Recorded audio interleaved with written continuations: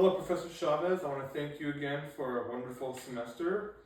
I'm going to be talking about the three most important things that I learned in this class for the first question. So, for the first thing I will talk about is the Chicano portrayal of Hollywood. In Hollywood, a lot of these movies have portrayed Chicanos and Mexican Americans in a scary and dangerous way. They make it seem like they are drug dealers and gang members and a dangerous group to be around, when the opposite is true. These stereotypes are hurtful. These stereotypes are hurtful towards Mexican Americans, and these stereotypes must be called out if it's to any group of people. And yeah.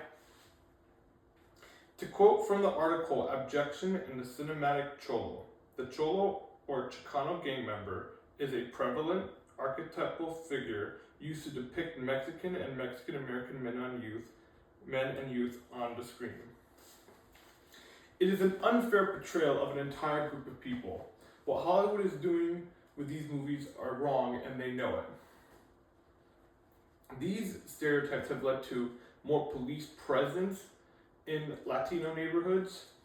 These stereotypes have also led to the government, both state and federal government, taking action. The government making these racist super predators laws that are wrong and they must be called and are immoral. To quote from the movie Latinos Beyond the Real, our time, the portrayal of Mexican bandits has evolved into images of Latin American dictators and drug lords. Yeah, these movies are harmful and they must be called out. Next, I'm going to discuss what are Chicanas. Chicanas are American-born women who are of Mexican descent. That is what Chicanas are. To quote from Who Are Chicanas article, a Chicana or Chicano identity specifically rejects the idea that we must deny our Mexican heritage in order to be a real American. Chicana feminists also wanted to work with white feminists in order to create more civil rights and women's rights. White feminists were unfortunately kind of racist towards them back then. To quote from the article, Foundations of Chicana Feminism, yet Garcia writes, a major strain among Chicana feminists was pushing back against racism amongst white feminists. Although it was difficult, Chicana feminists and white feminists were able to put their racial differences aside and work together on certain issues like abortion and come together on that message. Next, I'm going to talk about life on the US-Mexico border. A lot of these Mexican workers, they don't have the best working conditions. Their employers give them pretty low wages and pretty bad working conditions that are unsafe and in some cases are against the law.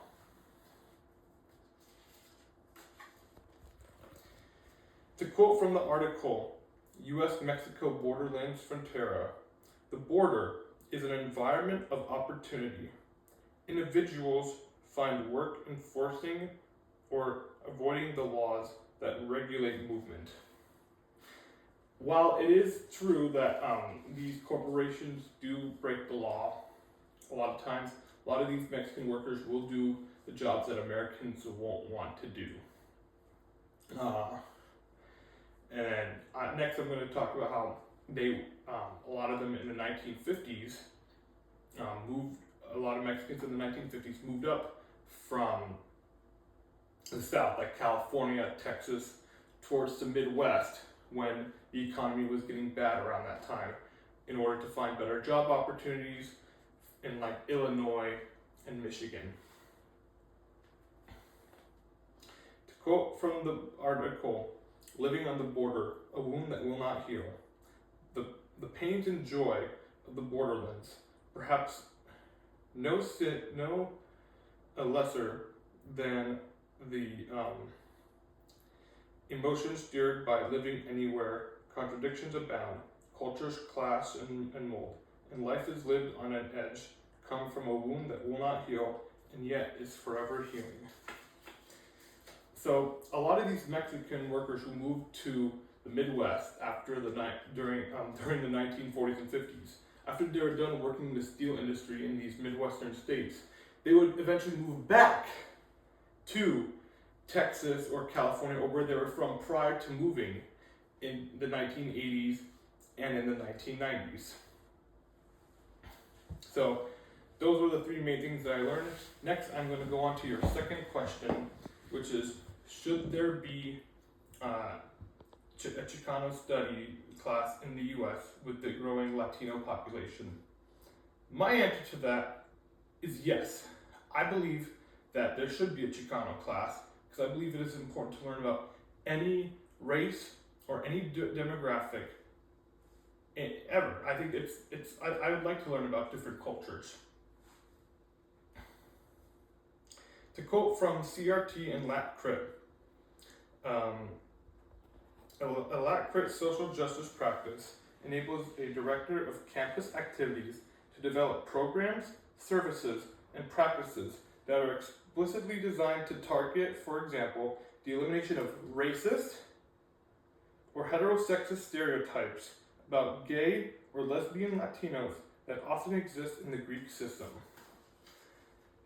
These classes are important because we need to be taught about the wrongs of racism towards any group of people or heterosexualism.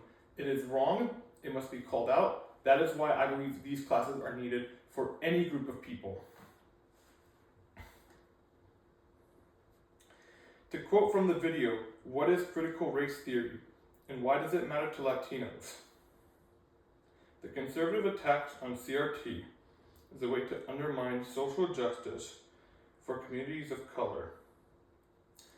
And I believe that. I believe that this is a way for conservatives to silence a growing minority in the U.S., which is going to be growing and growing each year. And it is wrong and it is immoral.